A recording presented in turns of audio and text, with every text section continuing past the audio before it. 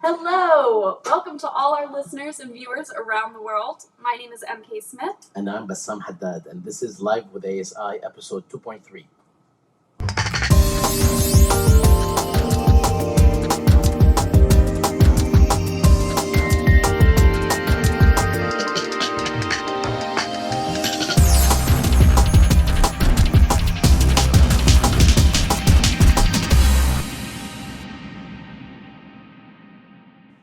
And we are back as your co-host for this episode of Live with ASI. It's been a while. So I know. Do you miss me when I was in Morocco? I missed you a lot, and Yeah. then we had a coup with Muhammad and Kat taking over, but we restored our power. Yes. I'm All sure. back. I'm sure viewers are diligently following this palace politics Absolutely. process. Yeah. Absolutely. Okay. No. Muhammad said in the script that I'm supposed to say no. I don't miss you. I appreciate this, Muhammad. It's really interesting. So we have a great show today for you all, and as usual, covering the months of July and August since we at LWA took last month off. Today we'll discuss content dealing with pedagogy, Afghanistan, a number of engaging podcasts, as well as a new podcast announcement, the Syria Quarterly Report, and conversations with Lisa Wedeen, Amaney Jamal, Peter Mandaville, Rochelle Davis, Carly Krakow, Benon Sevon, and Huma Gupta, as well as John Ball. Oh my gosh. Yeah, crazy. Wow. And of course, our usual media segment with Adel Iskandar and the Grad Student Corner with Kat Haseman. Everything discussed today will be linked for you in this episode's digest in the coming days, so keep your eyes peeled. Okay, we're starting with the signature panel, the 10 Years On project, mass protests and uprisings in the Arab world and beyond. And this marks the 9th month of the collaborative year-long project, 10 Years On. It is in many ways going to be in other words, it will survive beyond the year because we are putting together a set of resources on a platform that will be accessible to everyone, and that will be taking place over the next 2 to 3 years, and you will have access to everything by the end of this year. Now, as many of you already know, the 10 Years On project brings together 17 of our partners to produce resources for educators, researchers, students, and journalists to more critically understand the Arab uprisings and their various dimensions over the past decade. So far this year, the project has put on over a dozen panels and events with discussions ranging from regional dynamics, Islamism, gender, art, and media. Our next signature event, titled Activism in Exile, Diasporic Communities in the Wake of the Arab Uprisings, will be held on September 30th and is co-organized by the Center for International and Regional Studies at Georgetown University in Qatar. With us now is Zahra Babar, who is Associate Director of Research at Georgetown University in Qatar, to give a few words on this upcoming signature panel. Hello and welcome. Hi, Zahra. Hi, Bassam. Hi, it's so nice How to are see you you? guys. Thanks for having me. We are very, Well, very we're excited we're to have you. so we're CIRS. All of us at the Center for International and Regional Studies at Georgetown, Qatar, are so delighted to be part of this collaborative effort, working under the leadership of ASI in sort of jointly thinking through and reflecting on what's happening across the region 10 years on. And so we are thrilled also to be co-sponsoring the 7th signature panel under TYO, which will be hosted by Jadalia ASI on the 30th of September at 7 p.m. GMT +3 Doha time, 7 p.m. So the CIRS do you want me to talk a little, Bassam, about Yes, the actual panel? we first, I always want you to talk. Yeah, And I don't would say love that for in you to my say something house. about the panel, and feel free to say something about your global trotting whereabouts right now, because I know we were trying to Oh my catch you. God. But Yeah, feel free to I not say that too, because it's an era of That's crisis. absolutely right. I am technically on holiday, so I'm allowed to say it. I'm here with full permission. I'm in my beautiful hometown, the charming city of Peshawar, in Nice. the far north, well, the northern parts of Pakistan. I'm here to see my father for a few days. So yes, I'm in a completely different zone because I'm doing on very little sleep. I just got in early in the morning. But yeah, that's where I'm from. That's great to hear. If you want to, take a quick trip to Kabul, tell us what's going on Oh over yeah, there. We would love it. that's of course that's my intention. Having said that, Kabul is an absolutely beautiful city where I Absolutely. spent some years in my childhood. So I hope to go there again, I inshallah. actually have a lot of pictures about Kabul from a friend who visited, so Yeah, I definitely know that. yeah, it's beautiful. So Um, tell us anything you wish to say about this event, because we're really excited yeah. that our local partners or regional partners are putting on these fantastic events that are actually circulating very widely. Yeah, thank you, Bassam, and we're thrilled to be doing it with you guys. So at CIRS, we at least for the past 10 years have had a focused sort of research stream where we've been looking at different forms of mobility, migration across the region, with a focus on the Gulf, but of course the broader Middle East. We've had several research projects which have produced in-depth studies on different forms of mobility, economic migration, displacement. And so, obviously, that's part of an ongoing interest. And drawing on our broader network of scholars, we've put together a panel which is going to focus on these new diasporic communities that we have seen that have emerged since the Arab uprisings. And our hope is the panel of experts who, between them, cover a lot of geography as well as have an amazing amount of specialized knowledge and I've done lots of field work on this. It's to really look at the different forms of community mobilization, transnational activism, and forms of political engagement that the recent, or what we're calling new diasporic communities since the Arab uprisings.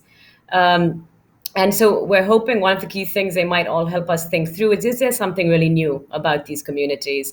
I mean, given the historical legacies of displacement, there are so many, and we have a long history of exiled Middle Eastern communities across the world. So is there something new to be said about these communities? Wonderful. Thank you so much for telling us all about this panel. I know I, for one, am really looking forward to it, and I imagine many of our viewers are too. So thank you so much for joining us today. Absolutely. Thank you, Zahra. Thank you. Thank you for having me. I know it was See you tough guys because soon. you were on the road, but we really all appreciate your willingness to join us. No, it's lovely to be here, and I'm glad.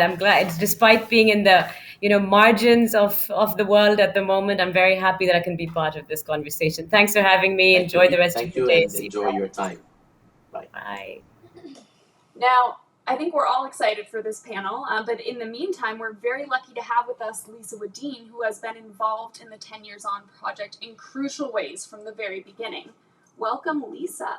And Lisa was also one of the interlocutors who actually has contributed in substance and in form, as well as in material ways to the project. So we really appreciate you and the center that you are at or one of the units that you are at the University of Chicago. Welcome, Lisa, and thank you for joining us.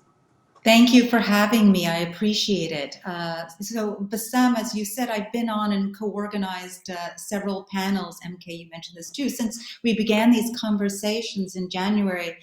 And I spoke already in this forum about the wonderful 3CT, that's the Chicago Center for Contemporary Theory, organized in Jadaliya co-sponsored conversation with Al-Masalim, Lina Sinjab, and Mohammed Al-Attar. I haven't yet talked about the panel on disciplinary woes in political science. So I'm going to say a few words about that and then talk a bit more about the visions of the TYO project more generally. And the panel was co-organized by Amr Adli and Rabab al-Mahdi and me, and it began with the shared acknowledgement that theoretical paradigms in political science have largely been dominated by insights from the so-called global north or the west. And the panel asked not only how theories and approaches in the discipline of political science can help us make sense of what's happened politically during the past decade, but also, and perhaps more importantly, how theories and voices from the MENA region, both within and outside the discipline, might offer fresh insights and new vocabularies adequate to the current moment. So some of the contributors' insights are worth repeating here in very schematic form because they touch on the broader aims of the 10 Years On project. So the first point is that the panelists, including Rabab and Amr in their remarks, enjoined people to view the uprisings as complex, extended, and multifaceted processes of socio-political transformation rather than to adopt teleological analyses or succumb to democratic transitology kinds of pronouncements. And these teleological or sometimes simply instrumentalizing logics are still really evident in political science, even in newfangled methods such as field and survey experiments, as well as in big data research. They're also, of course, central to much of Washington think tank politics and apparent most notably in current prognostications about Tunisia. Such worldviews are ones Larissa Chomiak has been criticizing trenchantly and repeatedly, including in the context of the panel. Secondly, Gillian Treadler, in her analysis of protests in Jordan, stressed the ongoingness and pervasiveness of protests. Protests aren't simply extraordinary aspects of the Arab uprisings, but constitutive of political life in the region, albeit on a different scale, and they're one of the sites where political vitality resides. A third point, many on the panel, including Amaney Jamal, talked about the ethics of field work and the problems with some fly-by-night or parachuting into the field kinds of work, including experiments, the politics of securing fixers, the lack of transparency about that process. These were some of the dodgy practices we began to touch upon, although we didn't do enough with that. And there was also some discussion of the problems with political scientists doing work with refugees, unwittingly producing studies that regenerated traumas or romanticized resistance. We all acknowledged, fourthly, that it's easy these days to give in to despondency and despair, but we all wanted to underscore that the revolutions of 2011 let a big fat genie out of the bottle, to draw on an image from a wonderful cartoon in Kafranville, Syria. And even though people, especially in countries that have experienced major crackdowns or civil war, are beyond exhausted, that genie isn't going back in the bottle anytime soon. So in light of what history has taught us about revolutions, it's really too early to sound the death knell on the Arab uprisings of 2011. Revolutions take time. We do not yet know what the future will tell us about our recent past, which isn't to say that we should operate in ways that are overly sanguine or that neglect the formidable challenges to social transformation. So let me just end by saying that all of the TYO panels, including the opening one, which I also had the privilege of being a commentator on, have touched on broader questions, such as, how can we understand the political more broadly so that our understandings of the Arab uprisings and their reverberations have traction over time? How can we theorize adequately the reach and limitations of, say, neoliberal autocracy, the seductions of authoritarianism on a global scale, as well as their specific local instantiations? How do we thematize the various roles of international actors, Orientalist dispositions, structural racisms, gendered bodies, the perduring and evolving effects of empire, multiple versions of leftist politics, the ongoing and transmogrifying injustices of capitalism, the collusions between dictatorships and nominal democracies, and the potentialities for political freedom, to end on a more salutary note, and what counts as political freedom. On a different register, how do we mark a 10th year anniversary in ways that have fidelity to ongoing struggles while acknowledging profound disappointments? This was one of the key questions that animated the first panel.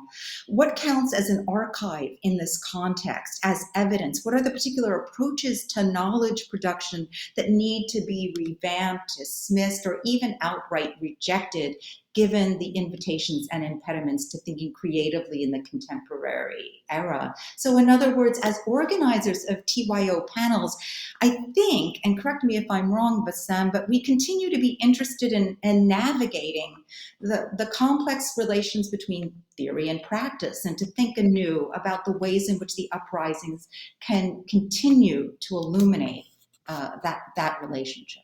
Absolutely, Lisa. This is precisely what I would try to say, nowhere near as eloquently as you have. But if you, and thank you for all your work and the empowerment you provide in this and other projects. If you allow me, before we let you go, I want to drop a very important note on the project that you and I are putting together that will be featured this fall, which is a set of roundtables on the question that to be honestly speaking, from 2008, 9, 10, 11, 12, we've been trying to put this together. And then, of course, the uprisings took over, but then it became more pertinent, which is navigating anti imperialism and anti authoritarianism, definitions, thresholds, and trade offs. This is a project about what you do, how to think, what to write, how to move forward when a mass protests against dictatorship, a democratic mass protest against dictatorship, is in many ways supported by very problematic actors that have designs that are beyond what these mass protests are up to. This is a very simple and crude description, but we will be talking more about it. And Lisa, I'm going to have to invite you again so we can address it more clearly when we have our first event in sight. Thank you. I hope so. I'm looking forward to that. And of course, that will extend beyond the TYO project as Absolutely. well into the upcoming year. Thank you so much, Lisa. Thank you, Lisa. Thanks for your time. Always good Thanks. to see you. Thank you, Lisa. Thank you, MK. Thanks so much. I appreciate being invited on. It's always an honor. Take care. Next up, the topic of Afghanistan. Last month, Jadaliya co-editor Mouin Rabbani spoke with former United Nations Under-Secretary General Benon Sevon, who served as UN envoy to Afghanistan and Pakistan from 1988 to 1992, about current developments in Afghanistan for the 12th episode of the Connections podcast. They examined the withdrawal of US and NATO forces from Afghanistan and the collapse of the government in Kabul, and how it compares with the Soviet withdrawal in 1989 and its aftermath. But we won't give too much of the discussion away because we are very fortunate to have Benon here with us today. Welcome. Can you hear me? Yes, sir. Can you hear me? Yes. Can you hear me? Yes, we can. Yes? Yes. Well, there's difficult to compare the Soviet withdrawal and the American withdrawal, which was a total disaster. The Soviet withdrawal was covered under the Geneva Accords, which were signed in 88, March, and they were given 9 months to withdraw, and they started May 15, 88. I was there at the parade of the Soviet army, where the commander said, having fulfilled our international obligations successfully, now we are leaving Afghanistan. And in 9 months exactly, 15 May 1989, the last soldier and the last commander, Gromov, left the border of Afghanistan and went back. It was very orderly. There was no problem at all. But then when you look at the disastrous chaos, seeing these poor Afghans hanging on a plane trying to take off at the airport, it broke my heart. How desperate you are to hang on a plane which is going to take off, to hang on it, to save your life. So therefore, there's no comparison. And in fact, the departure of Americans, this time from Kabul, made the departure of Americans from Vietnam like a Walt Disney movie. I never forget, I was having lunch with the then Soviet ambassador at the Soviet embassy's garden on 14 May 1988. He said, Benon, says, did you see all these people, the crowd outside the embassy? I said, yes, there were more than 100 journalists, cameras, etc., etc. He says, I'm sorry, says, I will disappoint them. Because says they're all expecting me to fly out of the embassy roof by helicopter like they did themselves in Vietnam. And nothing happened. It was perfect. So therefore, it's very difficult to compare the chaos, disastrous chaos, I'm sorry to say, left very bad impression. The way they ran away from it, and the way they ran away from Bagram Airport, 3 o'clock in the morning, left behind a prison with more than 5,000 prisoners of Al Qaeda, ISIS, Taliban. But then the Americans themselves, they forced Ashraf Ghani's government to release more than 5,000 prisoners. Yes. Sorry, I actually wanted to interject and thank you for your discussion and for the text that you shared with us on Jadaliya, and ask if you feel that this exit is going to have consequences that will have regional implications. Well, there's no doubt. I mean, the allies themselves of the United States are disappointed with what happened, and they are questioning the intention of the United States in the future, no matter what they say, because they say one thing, they do something else. And the prestige of the United States has gone down, let's be frank about it. And there's one thing one has to recognize, whether one likes it or not. Last time the Taliban won the war was against their own people. But this time they defeated a superpower and NATO forces. So they are very emboldened with what they've done, they've achieved. In fact, the moment the United States decided to have bilateral negotiations with them, and they left the government in Afghanistan out of these discussions, Taliban had won the war already. They could wait. They have waited so long that they could wait longer. And they won it. And the army they're talking about, which they had trained for 300,000, a lot of them were just phantom names. They did not even exist. Thank you. Thank you so much, Benon. We really appreciate you coming on and sharing your thoughts with us here and on Jadaliya, and we hope to work with you in the future. But there is one thing I'd like to say. Sure. What's happening now is not a surprise to me. When I was in Afghanistan, late 80s, early 90s, I used to warn everybody, stop supporting these extremist groups because they're going to come and hunt you one day. They use these people as mercenaries against the Soviets. And the mercenaries, whoever pays, they fight for them. Therefore, they turn against them. I remember the American ambassador told me, yes, Benon, we know, but they are very good in killing Russians. I said, tomorrow it's going to be you. And look at it, what's happening. And there's one thing I like to say, by the way, before I finish. Do I have 1 minute at least? 30 seconds. Yeah, okay. We're talking about inclusive government. As you well know, you have to define the word what you mean by inclusive government. It means something different for me, it means something different for you. From the way I see the composition of the government they have done now, interim government, the Taliban, they have an inclusive government because they've accommodated all the factions within the Taliban, including their extremist wings, the Haqqanis, etc.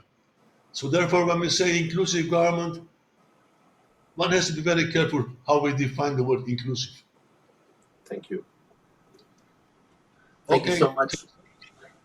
Sorry. Thank you so much. Benon, I'm really happy we were able to connect with you, and we do hope to address this issue down the line, as I'm sure it will be with us. Thank you for joining Inshallah. us. Yeah, okay. Bye-bye. Next up, it is time to catch up with Carly Krakow. Welcome, Carly. So good to see you. Hello to you both. Great to Hi. see you. Happy September. Happy September indeed. Is Carly, the connection okay? Yes, we're all set. But Carly, you've been doing some pretty exciting stuff and done a couple of really great interviews over the past couple months. Catch us up on everything that's going on. Yeah, thanks so much, MK. Great to be with you to share some highlights from these. We're good? Okay. Great to share some highlights from these two broadcast interviews. Sorry, I think there's an audio delay, so hopefully from now on we'll be good to go.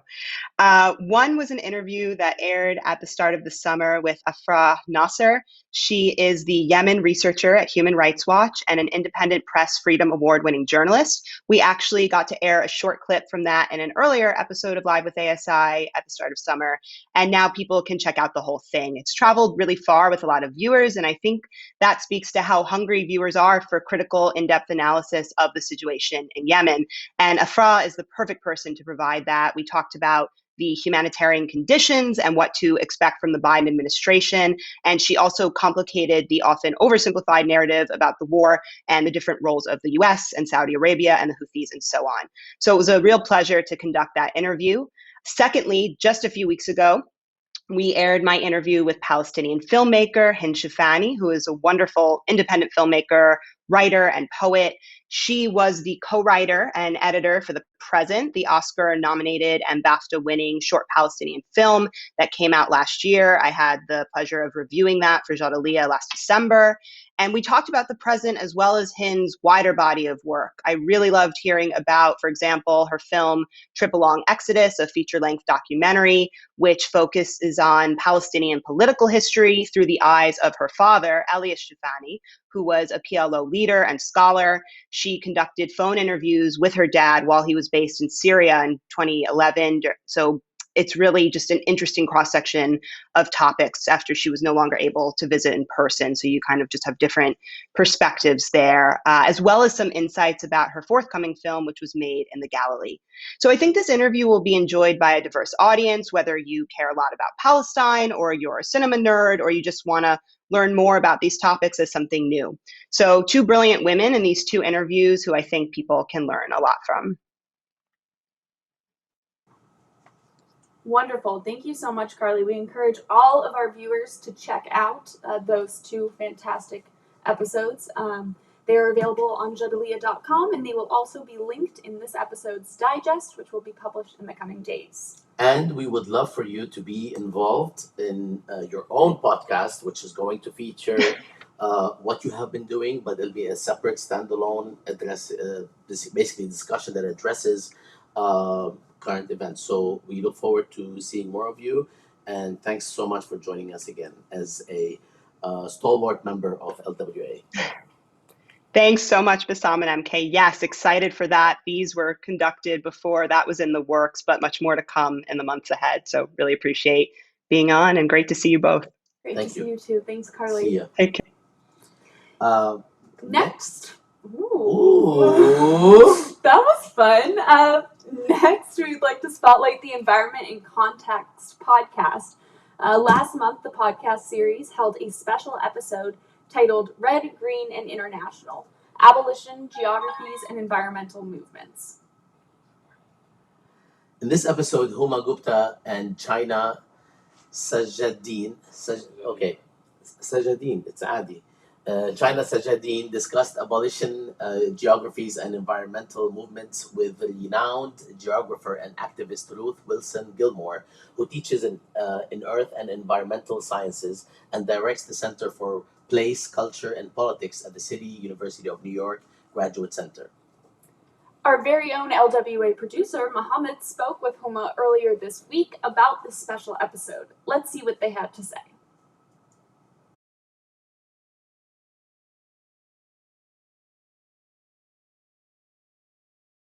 Hello, everyone. I'm joined today by Homa Gupta, who is a full-time lecturer at the Aga Khan Program for Islamic Architecture at MIT and host of the Environment in Context podcast. How are you doing today, Homa? Doing well. Thank you so much for having me on the show, Mohammed. Thank you for making time to talk to us. It's our pleasure. Recently, you produced a special episode for Environment in Context along with China Sajadian on the topic of abolition geographies and environmental movements with Ruth Wilson Gilmore. Can you tell us a little more about why you felt compelled to have this discussion? Yeah, I think that, with the climate crisis upon us today, there's a lot of ways in which people ranging from academics and the humanities to social scientists to engineers to also people sitting on Wall Street are trying to reconcile with the world to come. But one of the concerns that we in the environment page had was that what do we do when carceral states, so by that I mean states which rely on mass imprisonment of large percentages of their population and use these sort of disciplinary institutions to structure their society and economy, what happens when carceral states imagine climate futures? What happens when they start to think about climate adaptation and the world to come? Is it even possible to think about a future through that lens? And the person that we thought could help us think through those questions was the incredible abolitionist and CUNY professor, Ruth Wilson Gilmore. She is an inspiring figure, and we were very, very lucky that we were able to kind of think with her and discuss with her these sort of large existential questions that affect all of us today. Sounds like a very fruitful discussion. What insights can our audience expect to find in this episode when they check it out? I think that the big message of the podcast is in the title itself, right? Red, green, and black. So one of the things that Ruth Wilson Gilmore argues is that if abolition should be green, then it must also be red and black. And what she means is that if we think about the relationship between abolition, which here does not just mean the end of slavery, it means the end of all carceral institution. It means imagining a world beyond prisons, beyond police, and then working hard to build that world. But that process has to not only be environmentally sustainable, but it also has to be economically redistributive, and it has to be internationalist in its scope. So that's kind of the overarching, I would say, argument that Ruth Wilson Gilmore puts forth. But within that, she's also giving us a really nuanced discussion of racial capitalism and how figures like Cedric Robinson have theorized this, and why actually racial capitalism should be understood and taken seriously in relation to how we think about processes of decolonization, how we think about environmental movements today.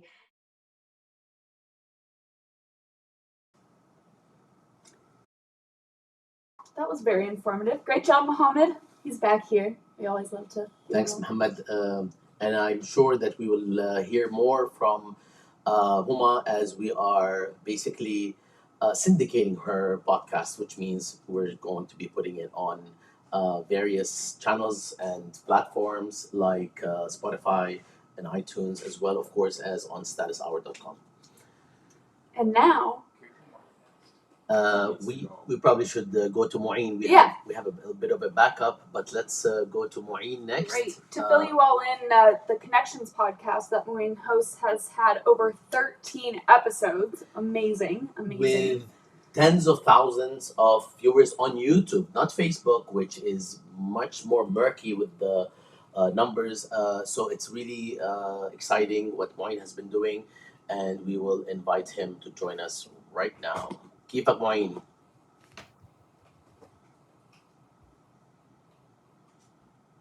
You're on. Hello. Hi, Mouin. كيفك? How are you? No audio? I can't hear you. How about me? Can you hear me? Can you hear her? I'll have a sip of coffee in the meantime. Let's see. This must be an issue on your part, because we are. I'm afraid I can't hear you. Okay. Well. Should I signal he should just talk? Start talking? Just talk. We can hear you. Yalla. Yalla. احكي. You talk. Go ahead.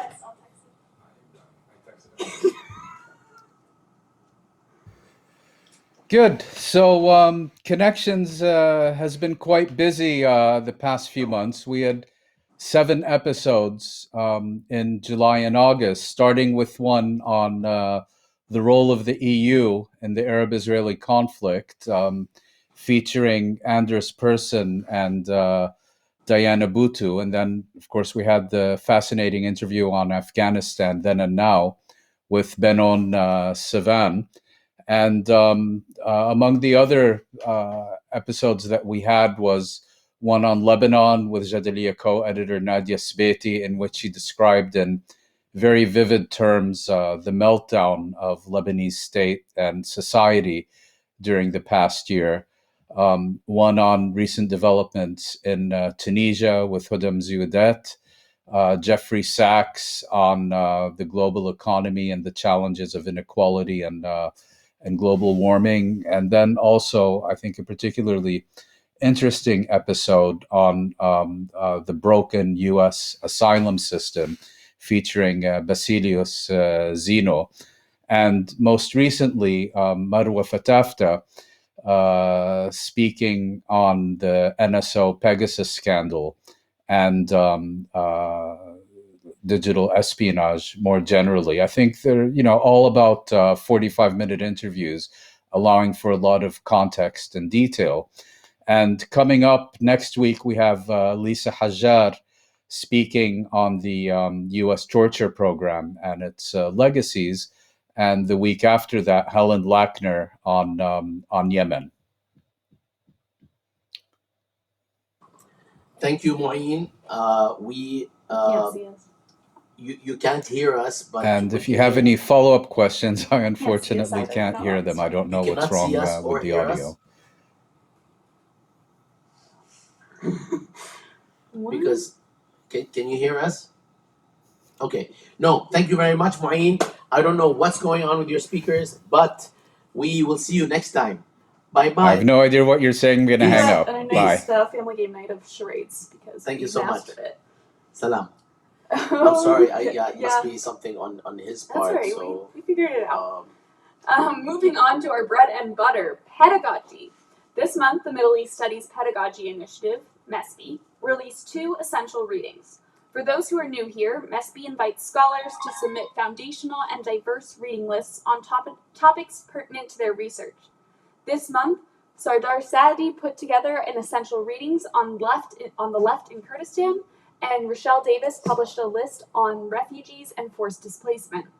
in collaboration with the 10 Years On Project, MESPI also released the first 3 bouquets covering academic articles on various aspects of the Arab uprisings. This first bouquet features articles published from 2010 to 2020 dealing with cultural production in the context of the Arab uprisings. And we will actually be featuring this on the digest. But first, before we go on, I would like to bring in our awesome and fantastic interlocutor and powerhouse, Rochelle Davis, who is an essential partner to everything that the Arab Studies Institute has been doing and is part actually of the really productive page on Facebook on Jadaliya, Refugees and Migrants. Ahlan wa sahlan, Rochelle, and thank you for joining us while you're on the road.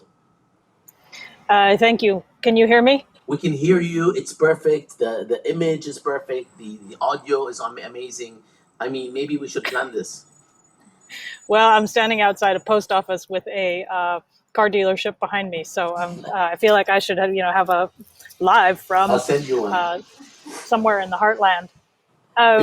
We just want to hear from you. Yeah, we just want to just to cue you. I know you stopped just to speak with us. We just would like you to share with us the experience of the collaboration with ASI as a major partner of many of our projects.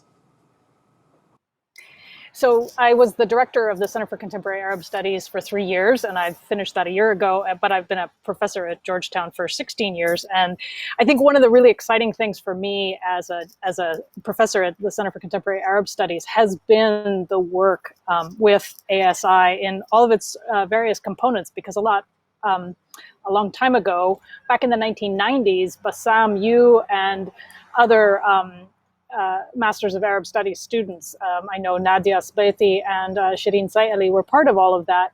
You founded the Arab Studies Journal, and so that continues to be housed at CCAS, where we really see it as part of our academic mission is the publication that all of the work that ASI does for this amazing journal. So, so really kudos to all of you as who are students and who are now professors for keeping that connection and doing that work. And then I think the other thing that has been so exciting for me as a professor is to see all of the opportunities that this connection between our program and ASI offers our students. I mean, MK, sitting there next to you, is both an ASI brilliant person as well as one of our brilliant, triple brilliant students who I had such a good time with in class last semester. So I think that that's a really nice synergy between an academic program and all that you do at ASI. The sort of the other kind of things that we're able to do as an academic program is we have a really strong and old education outreach program that really works to teach K through 12, to provide K through 12 teachers, kindergarten through 12th grade teachers with material for teaching about the Arab world, the Middle East, Islam, Christianity, Judaism, sort of all of the things related to the region, and as well as Turkey and Israel and Iran. And so we've done some great partnerships with ASI, doing education outreach both in person, but also through MESPI and the Middle East Studies Pedagogy Initiative sorts of things. We've also done some really great public events together over the years. And then thinking about the 10 years on programming, that's been also really exciting to be part of and to participate in. And I think a final note is just, I think this partnership has really allowed those of us as individuals to participate and to thrive and to learn and develop and have exciting opportunities, but it's also sort of allowed our institutions to kind of build together and be stronger. So thank you all, and sort of love you all. Thank you very much, Rochelle, for stopping and sharing all this with us. Not only were you the interlocutor that institutionally brought us together and empowered us at ASI, but you also have been contributing content, including your essential readings that you have presented recently. Despite your very tough schedule, I know we've been trying to, we're after you to do that, and thank you for doing so. It will be listed in the digest so people can take a look. And by the way, you're in front of me on this screen, but I should be looking up there. Apologies. So thank you for joining us. Thank you for stopping, and for all the nice things you said. Yes. We love you too. Thank you. Good to see you. Okay, now we want to bring in another one of our fantastic partners, a dear colleague of Bassam's actually, Peter Mandaville from the George Mason University Center for Global Islamic Studies. Welcome. Ahlan, Peter. We know that you have to Thanks. run to a class in a bit, so we are very happy that you were able to squeeze us in. So you're again, besides Georgetown, this is organic to both ASI as well as the Middle East and Islamic Studies program, which is your Center for Global Islamic Studies, and your participation as an institution with the help of the fantastic team has been really empowering and productive for all of us. So we just would like to hear from you, your take on our partnership, and we want to thank you for it. No, absolutely, Bassam. And hi, MK. It's great to be with you both today. Thanks so much for making time. And wow, what an all-star show you have today. I'm kind of humbled given the lineup. The partnership that the Ali Verlag Center has had with ASI has been hugely important for us, just because of, I think, the really groundbreaking work that you've done in terms of developing new formats and modalities and platforms, and kind of figuring out how to create spaces that allow new forms of knowledge production and new approaches to knowledge production to really redefine so many aspects of our field. And we have sort of drifted behind the wind of your sails in so many respects, and learned so much from you in terms of the way that we've developed some of our own platforms, such as the Medan, which is our center's kind of main online publishing platform for contemporary and historical Islamic studies. And of course, we have this fantastic partnership going with you right now around MESPI for the development of the Islam module, right? Absolutely. The Islam module is our the forefront module that we are putting together at the Middle East Studies Pedagogy Initiative. You're coordinating the module with a number of really awesome professors, which makes me think that as a prototype, it will really set the stage. So thank you for doing that as well. I'm following the production of this module, and it's extremely promising and a huge asset for anybody teaching Islam. Yeah, and we're really happy that we're able to kind of put something of the Ali Ibn al-Aqs Center's distinctive paradigm into the way that we're approaching it. We've always saw our center as one that tries to take an avowedly global approach to Islam, not treating Islam as sort of a subsidiary of Middle East studies, but really trying to highlight the multi-contextual lived reality of Islam as a religion in terms of its breadth and scope around the world, but also the idea that Islam is a lived religion, right? That in the face of a tendency to often produce knowledge about Islam or to talk about it as something that is to be understood via medieval texts and classical jurisprudential handbooks, rather to understand Islam as a vibrant, dynamic, contextual tradition, so that we need to spend as much time looking at context as we do about text. And so that's the kind of ethos and approach that we've sought to bring to this kind of work. And of course, just recent events, things going on in Afghanistan, things going on in Tunisia, all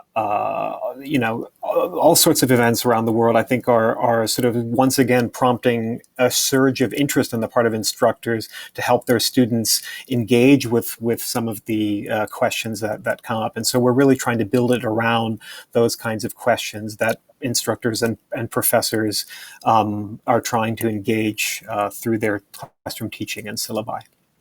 And we will never run out of things to say or to address regarding Islam, as we have seen from current events in the past 1,000+ years. So thank you. Thanks, Peter. We would love to say more and talk more about the collaboration, but we are hoping that in the future iterations, we will address particular projects such as the Islam module, and we would love to ask you to come back and join us for that discussion. And we are going to let you go in time to make your 2:30 class. Thank you so much for joining Okay, us. thanks so much, Bassam. Thanks, MK. Thank Take you so care. much. Bye-bye. For everything. And last but certainly not least of the partners we'll be introducing you to now is Amaney Jamal from Princeton University, who is calling back right now. Yes, the connection dropped. There we Here we go. go. And here's Amaney with us, but we don't have your image, Amaney. Are you with us? Yes, I am here. And you'd like to do it without video? No, Okay, no. I want there. Yes. Please. How are you? We are very excited to have you on, not only as a professor at Princeton and a collaborator, partner of the Arab Studies Institute, and a partner in crime with me on a number of projects, including the 10 years on, but also congratulations on your new deanship at Princeton. Thank you so much. Really appreciate it. So, Amaney, if you can just share with us your take on our partnership and what you guys do, because this is the space where we actually try to feature our partners and their own work, because this is a collective, collaborative, positive sum situation for all of us. Excellent. Yeah, no, happy to. First of all, MK and Bassam, it's really a great pleasure to be joining you. This is one of my favorite sort of podcast and live. This is a serious, legitimate production that you guys put together. So congratulations on this. I'll speak for a moment about the wonderful collaboration we have with ASI and Bassam at the helm in terms of the 10 Years On project, 10 years after the Arab uprisings. It's a partnership between ASI and the Arab Barometer Project. And Bassam and I sort of started from a conversation about, thinking and looking at the consequences and the impact of the Arab uprisings 10 years out. There's going to be a host of events and activities around this theme. But if the Arab Barometer and ASI could pool their collective resources and collective networks together, and the collective network that ASI brings to this, along with the Arab Barometer, especially in the region, we can potentially put together a 1-year set of activities and events around this topic that more or less can become sort of like the defining component of what what effect did the Arab uprisings have on political, social, economic developments in the Middle East 10 years later? And this has meant that, Bassam and I have reached out to various and wonderful partners across the country, across the Middle East. I think, most of our colleagues on our steering committee come from very prestigious, well-known universities. They are with us on our board, our advisory board. We have colleagues from the Middle East, which is really important for us, that we're not sort of operating here in the U.S. without working with our colleagues in the region. And we've put together a series of events that ASI and the Air Barometer have promoted. I'm very pleased with the initiative. The initiative is still ongoing, so if you haven't been watching our events or our webinars or any of that, please look on the website. All the information is there. I'm really grateful and indebted to ASI and Bassam and MK for helping us and taking this on. I've personally enjoyed this collaboration quite a lot, and I'm really looking forward to the next several months. We do too, Amaney, and we are also, again, as I'm sharing with our close partners, we are empowered, dramatically empowered by this collaboration and the trust these institutions are putting in us, just as we are putting in them, and would love to continue this project. And as you, of course, know, but others might not, we have been working on all sorts of things before TYO and hopefully after TYO, if you have the time. Now everybody's going to be pulling you in so many directions now that you are dean, but we'll still try to get a hold of you. Absolutely. No, this project means a lot to me, Bassam and MK. It comes from the heart. I want to be involved in this project. I'm looking forward to continuing. Shukran. Thank you. And thanks for also squeezing us in. Everybody's squeezing us in. So I would like to thank everybody for doing that today. It's a tough time. I'd be happy to squeeze you guys in again. Thank you. Great to see you. All right, guys. Have a wonderful day. Salam. Thank you so much. Bye. All right. Bye-bye. Bye. Next up, we have a brand new podcast coming very soon from the Knowledge Production Project, or KPP. Basically, going by the name Search Files, this new podcast covers trends in knowledge production and pedagogy on the Middle East and North Africa based on a constantly evolving data set and pedagogic research. The Knowledge Production Project and Middle East Studies Pedagogy Initiative teams of the Arab Studies Institute will converse with data visualization and MENA, SWANA experts, as well as educators, faculty, and faculty from industry and academia.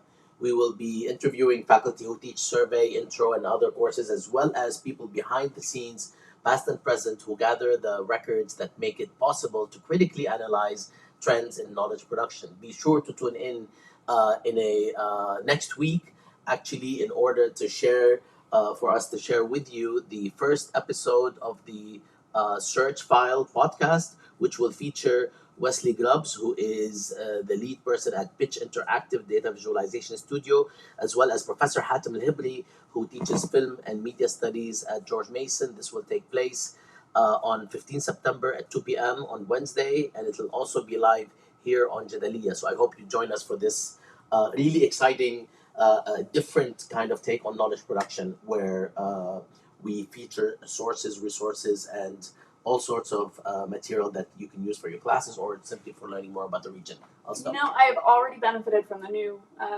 data visualizations. I used them in a class yesterday. Yeah, you know what? We have not been doing any banter this time. I know. Because we have a lot of things. We have so many things to go through.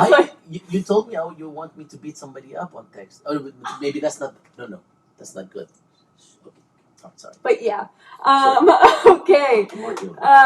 Next up, we are going to go ahead onto our recurring media segment and bring in one Adel Iskandar. Welcome, friend. You are muted. Hi. How are you doing? Adel. What a great setup. شو هيدا. Oh. This. Okay. You jinxed the setup. Is it any better now? Yeah. It's not better, but can you hear me? We can hear you. Everything's perfect. Okay, beautiful. Hi, everyone. This is where the banter begins, right? Okay, So I want to talk to you about, talk to everybody about pressing matter. Maliha Razazan and I have an amazing forthcoming episode. Given the botched departure of American forces from Afghanistan and the focus on Afghanistan in the past few weeks, we figured it would be immensely important for us to basically go back 20 years and revisit the debacle that led to the current disintegration of both social political order in the region and the role with which mediatized warmongering contributed to that. So we're going back to basically the post 9/11 moment and challenging this narrative around what it means to describe 9/11 as the day the world changed, and how the United States foreign policy was subsequently transformed to translate that into military misadventures around the world, with Afghanistan being the first, or I should say, like one of the original sins of the war on terror. So we go back and discuss the way in which the media were able to produce, reproduce, and manufacture civilizational clash as an argument. This is the time when obviously for those of us who were around at the time, the Project for a New American Century was alive and well.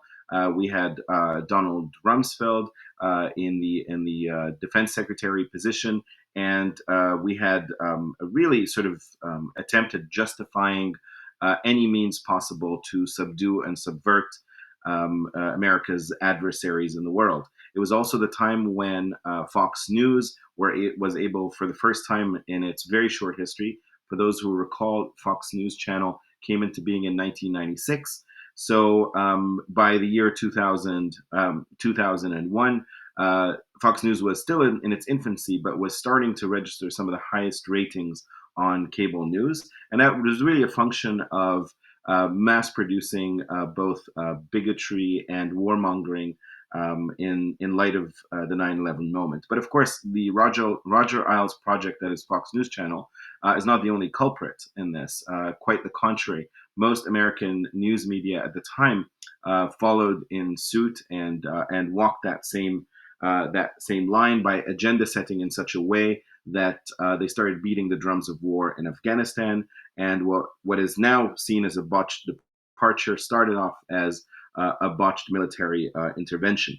So Maliha and I unpack a lot of these issues. We think through how the U.S. government effectively shifted most of its funding at the time towards increased media production for the world at large, the reconstitution of public diplomacy, and the launch of Radio Sawa, Radio Farda, Al Hurra, and many other multi-million-dollar projects to try and shift public opinion in the region, and then thinking through what that means and what that entails 20 years later.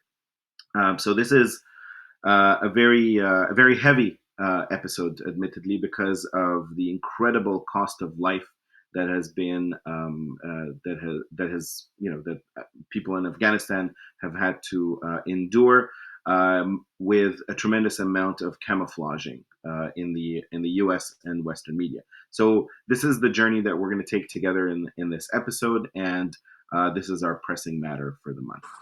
Thank you so much, Adel. And I put the sorry. So thank you. Oh, to Adel or to me? To Adel. That's fine. What is it?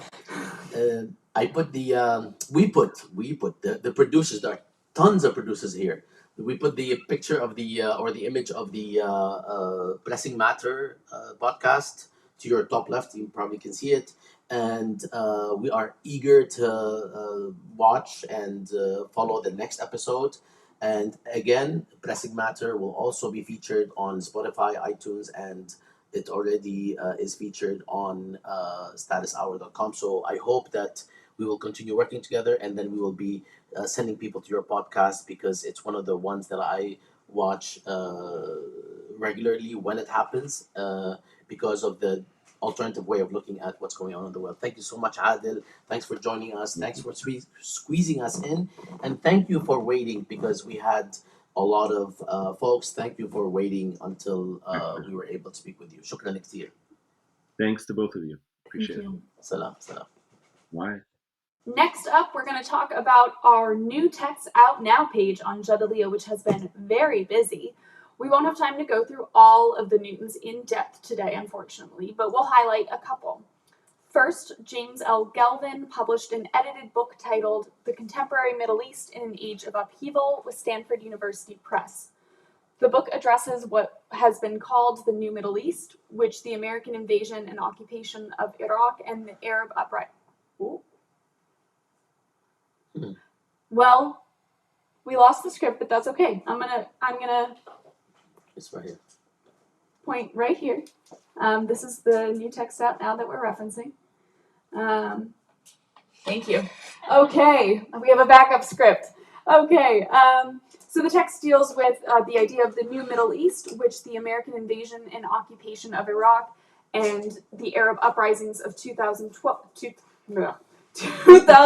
2011 ushered in, and places contemporary events in the context of a broader historical trend. Laura Robson's new book from Oxford University Press titled The Politics of Mass Violence in the Middle East looks at how mass violence became a constitutive element of the state and political authority in the Mashriq over the course of the 20th century. And if you say constitutive, you know that you are smart. Exactly. Okay, and next up now seems like a good time to bring on our very own Kat Haseman for the grad student corner. So I'm going to go ahead and switch up with Kat. Can I have the mic for Kat? Absolutely. Thank you. Or she can just stand really close to me and use my mic that way, but that's totally up to you. I will take your spot. All right. Did we plan this? Not quite, but it's going to work. So thank you both so much. All right, getting closer to the mic. So this is the first time I will be hosting the Graduate Student Corner from in the studio. I'm very excited to be here.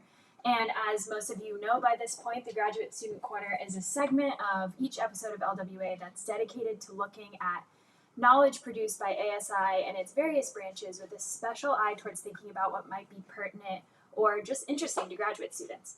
So this month, I want to highlight the work published by Jadalia's Maghreb page over the past 2 months as it relates to the political events unfolding in Tunisia since July 25th.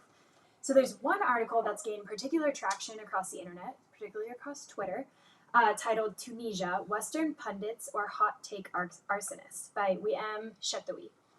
So since late July, the internet has been full of opinions, some better researched than others, about Tunisian President Kais Saied's decision to invoke Article 80 of the Constitution. And, you know, as graduate students, we all really try to keep up with these conversations going on across Twitter or in op-eds across different various online news sites. But Chetoui warns us all to take a critical perspective when we read op-eds on Tunisia, especially those produced by Western pundits. So in Chetoui's words, the latest rush to be relevant on Tunisian events, even in the form of inane or ideologically extreme commentary, has been shaped by at least a decade of the same sterile, repetitive jargon on democratic transitions and what they should look like, no matter the context or how the West should react. So I encourage you all to head over to Jadalia's Maghreb page, look at all of the content they've produced over the past 2 months related to Tunisia, but especially check out this piece by Chetoui. And the last thing I want to add before we wrap up this segment is that ASI is looking for interns. So all you students out there, go ahead over to ASI's website, see the positions that are available, and consider applying. Thanks, guys. Thank you so much. Kat. At this point, I would like to share that we'll round up this episode, which is episode 2.3. You just not. Episode 2.3 with some must-read articles, and I'll start myself. In a quick thoughts article, Jadalia co-editor Mouin Rabbani, who just joined us without being Have you heard of him? to hear us, interviewed Hiba Zayadeen, a Gulf researcher at Human Rights Watch, to get a better understanding of the controversial treatment of the migrant laborers in Qatar, tasked with constructing facilities for the 2022 FIFA World Cup. July marked the 50th, I don't know if it was 50th or 15th, 50th anniversary of the communist massacres in Sudan. A piece published over the summer titled Prison Memories, Sudanese Communists and the Aftermath of July 1971 in Kobar by Shahenda Suleiman recognizes the Kobar colonial prison as a site of political practice and inquiry. Its walls, Suleiman writes, tells the stories of Sudanese nationalism, anti-colonialism, Marxism, and political Islam. The final must-read we will highlight today is titled Reflections on the State of Democracy in Iran After the 2021 Elections, an elegy of the voting non-voter by Shervin Malikzadeh. This piece looks at the protesting non-voters in Iran and inquires into whether Iran's new empowered hardliners will pursue a new social contract between state and society. And that's it for today, folks. That is the episode of LWA covering 2 months of knowledge production.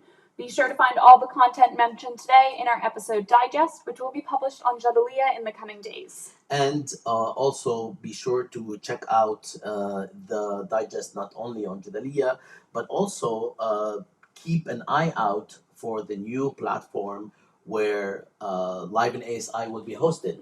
Live with ASI will be live in ASI. Live at, with, for. Because until today, we have actually been housed at the Status Al Wada podcast under programs. So you can go there and hit programs and look for Live with ASI. But soon we are probably going to migrate into something a bit more independent, even though it will still be featured on Jadaliya and Status. So look out for that and for much more.